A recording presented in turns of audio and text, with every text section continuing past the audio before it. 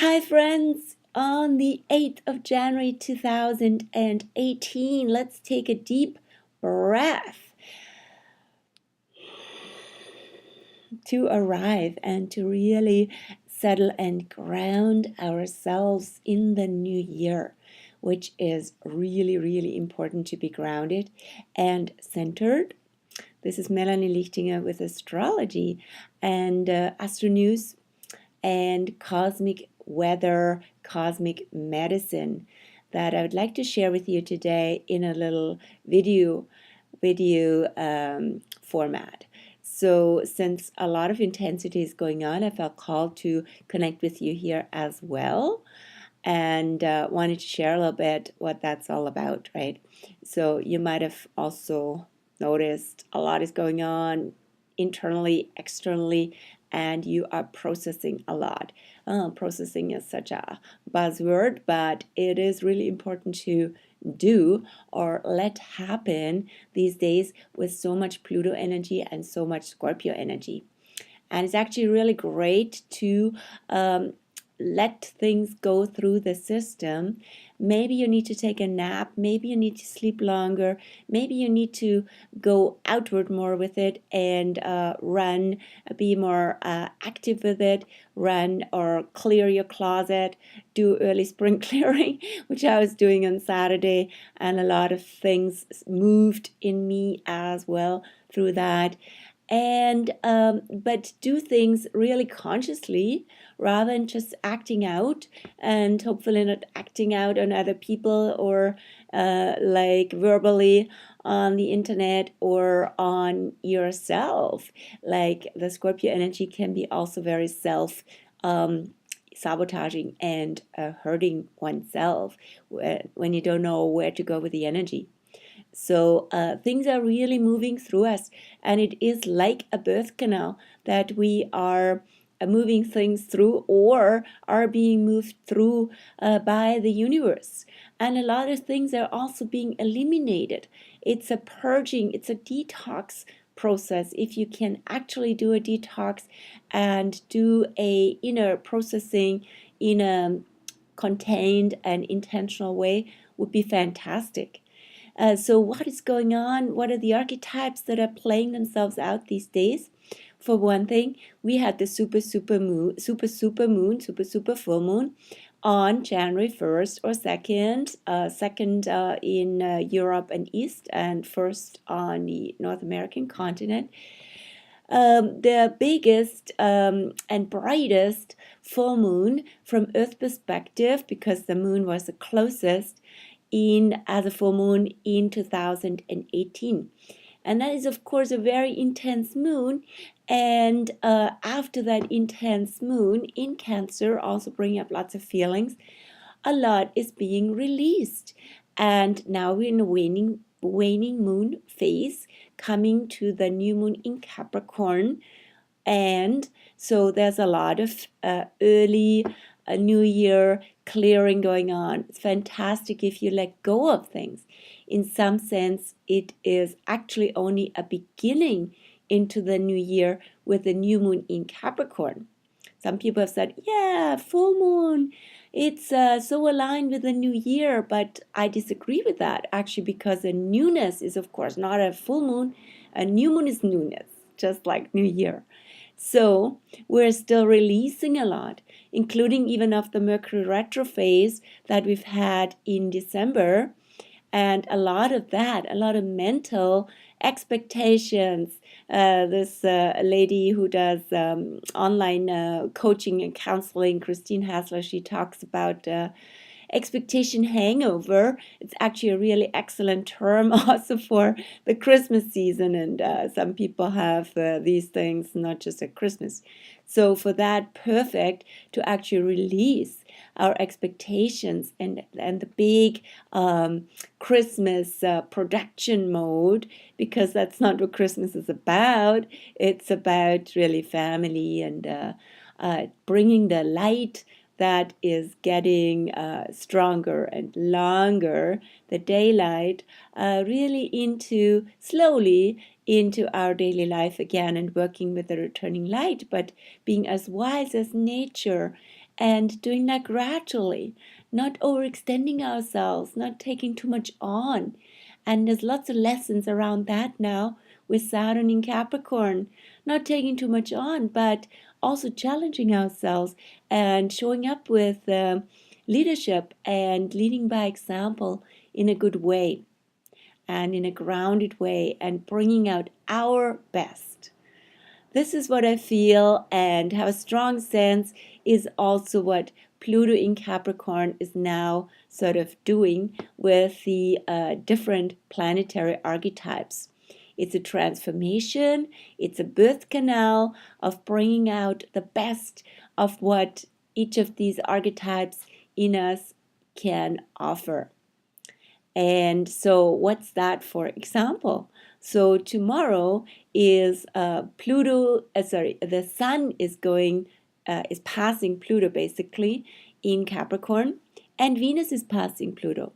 That happens once a year, but this year it's a bit more intense because we also have Saturn there and we have the new moon coming up soon. So the sun is spirit, is consciousness, is also our vital energy force. And when it passes Pluto, especially in Capricorn, we are experiencing already this week, and it is heightened now, this days of Sun Pluto, when our energy is actually operating best, or what it takes for our energy to operate best. So, for example, how much sleep do you need? It's actually really basic with Capricorn. How much sleep do you need? What's the best nutrition for you? What is a good energy for you to engage in? What is a good energy to actually set boundaries to and say no to? What brings you energy? What drains you? And also what brings you closer to essence, to core, to your center. So centering and grounding would be excellent with Sun, Pluto in Capricorn. And then Venus is also passing Pluto and going basically like through the eye of the needle of Pluto. So Venus is our attractor field, is our magnetism, so we are seeing our reflection in other people whom we are attracting. So whom are you attracting these days? And how does that go? What do they show you about you? It could be quite a mirror effect. And also, do they show you your best, your mastery? They show you your shadow, which is also what Capricorn can bring up? And how can you bring love into the picture? And how can love be a transformer, the big transformer? Then next week, the moon, of course, with the new moon, will pass Pluto, which happens once a month.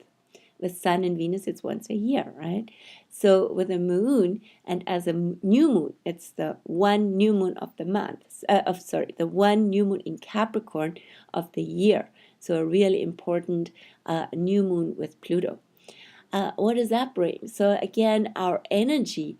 How is our energy, our emotional energy, our sensitivity being transformed?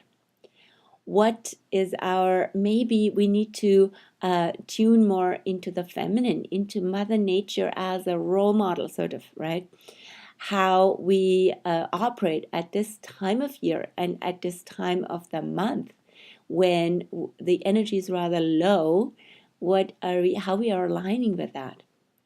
How do we get a lot of rest and regenerate a lot, right? So regeneration is very much Pluto, emotional, energetic regeneration. And then we have in the next years, what's coming up is also in 2020, Jupiter and Saturn. Saturn now just entered Capricorn in December, and Jupiter will be in 2020 in Capricorn. They also pass Pluto in 2020. So that's social arena when it comes to professional mastery, when it comes to inspiration, when it comes to leadership. a lot of regeneration and big transformation will be going on by then. So we're not quite there yet, but astrologers, we are already looking into that. Huge changes which will show up in society. And for now, I'd like to also address the qualities of Scorpio, where Mars and Jupiter run. So Mars just passed Jupiter also, another big move of the not just month, but of the years, and every 2 years it only happens. So our drives, our desires are now really to go deeper. I see that in myself, I see that in clients. So we're not like easily satisfied on the surface anymore. We want depth, we want intimacy, we want to go to the core of things. And we can also see with Jupiter in Scorpion that year that this is all about change from the core and change for the better. And with Mars, we get a lot of desire to actually go into it and do some purging and clearing and make the world and make our inner world a better place.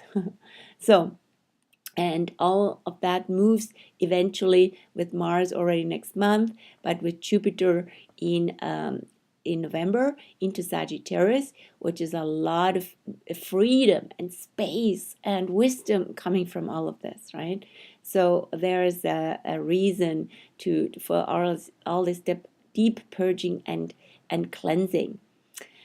What else is going on? I have a few notes here. Let me see. Oh yeah, big theme is that now, since Uranus turned direct on January the 2nd, there is no planet retrograde. It's a retro-free zone until early March, until March the 8th, I believe, when Jupiter goes from retrograde to direct, and then on March 22nd, Mercury goes retrograde again. So on March 8th, Jupiter goes retro, and on March the 22nd, Mercury. But until then, no planet is retrograde.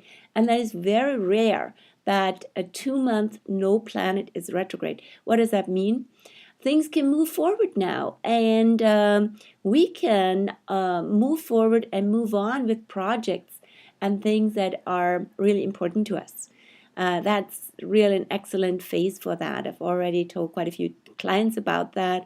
I'm excited myself. So the momentum gets going like a wave, like a domino effect this week and next week.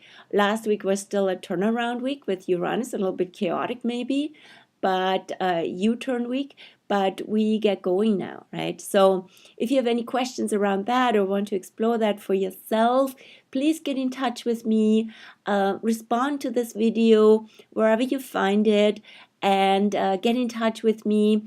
Find me on YouTube, and find me also on my Facebook page.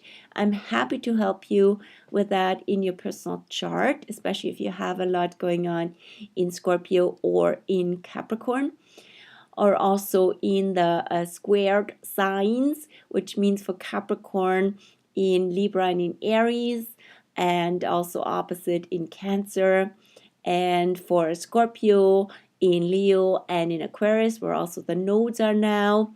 What does that mean? The North Node is in Leo, which means like, yeah, we gotta express ourselves, we gotta show ourselves more, our true colors, not hide everything, and be more transparent and have more fun too with all of that, right? So, and yeah. So happy to support you personally in a session or come to a workshop and ask me, get in touch. Happy to be here for you. Take care, and I see you on this channel or where else we see each other. All the best to you. Bye. Namaste.